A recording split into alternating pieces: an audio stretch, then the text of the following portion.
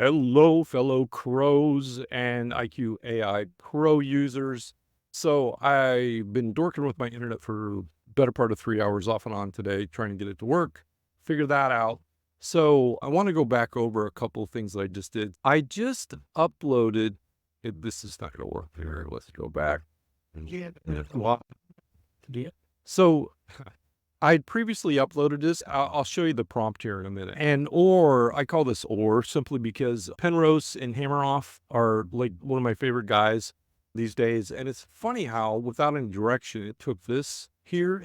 So I want to do this again and go back to where I was. So this is round number 3. So what I have here is in this prompt, we'll come back to this in a second. You need to upload your document first. So we're going to try this one more time. We'll upload or.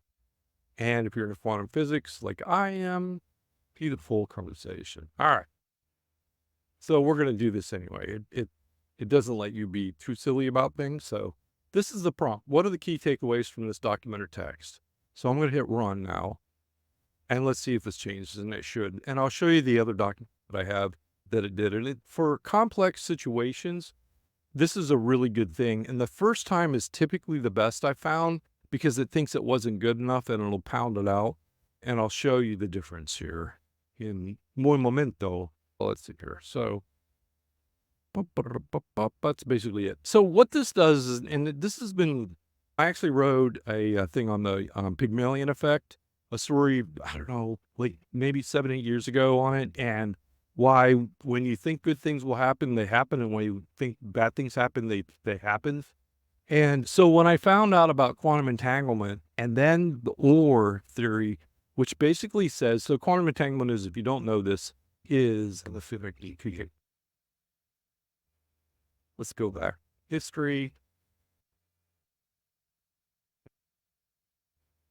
So this is a good one. So anyway, Roger Penrose and Stuart Hammeroff, they're both super smart guys. I think one won a Nobel Prize, and the other one is an anesthetic doctor plus a psychologist and all this other stuff.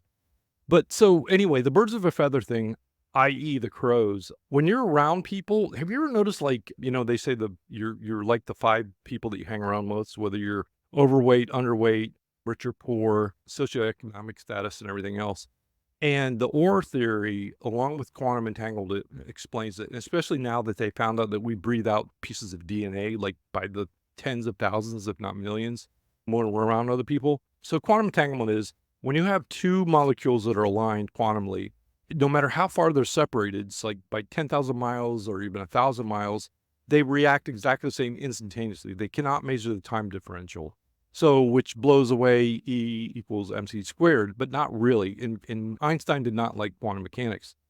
So when you pull this into quantum entanglement OR theory says we all have these tubules in our brain, which they said didn't really matter, the quote unquote experts, right? And one of my best quotes I ever came up with, I think, is most experts aren't. So we're going to run with that.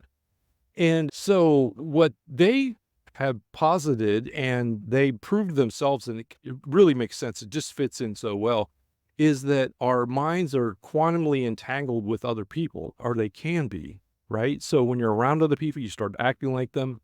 And then with the quantum entanglement, where you're actually breathing in DNA, and especially in cases like a mother and child where, they know something happened, good or bad, instantaneously, they're quantumly entangled, and your tubules can interact. They're the parts in your brain can interact quantumly, and they can communicate quantumly.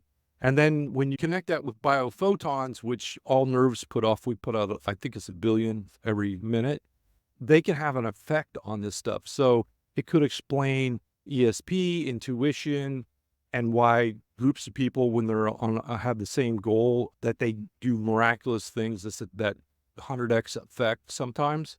So anyway, that was the long answer for what you can use this for.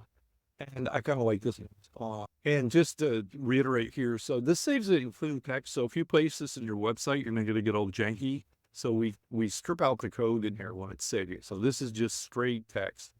And then when you pop it out, you can go ahead and put the spacing and everything else in there. So anyway, that's a long version of it. Hope you're having a great evening. I am going to go take a shower, hit the hay. It's been a long day. And so that's it. Simple template or a simple prompt. It's available now. I've got a ton of these. What I'm trying not to do is overwhelm everybody. So if you have any requests for prompts or some mods to these prompts, just let me know and I'll get back to you as soon as I can, and we'll come up with some really cool stuff. I literally have 2,000 or 3,000 at this point in the game plan, and I'm almost ready to I'll be able to put like 3 or 4 hours a day into this, which is going to be fantastic here shortly. Anyway, hope you guys and gals are doing fantastic, and thank you for being pros. You'll look back in this time and say, remember when we did that stuff? And because this is, if you use this correctly, AI with HI, it's game changing. And I'm still sticking by this. People who aren't using AI within 6 months to a year are not going to be in business. I really think that. So anyway, hope you have a great day. Andrew Anderson, fellow pro, signing off. And this is definitely a longer crowbar, don't you think? Talk to you later. Bye-bye.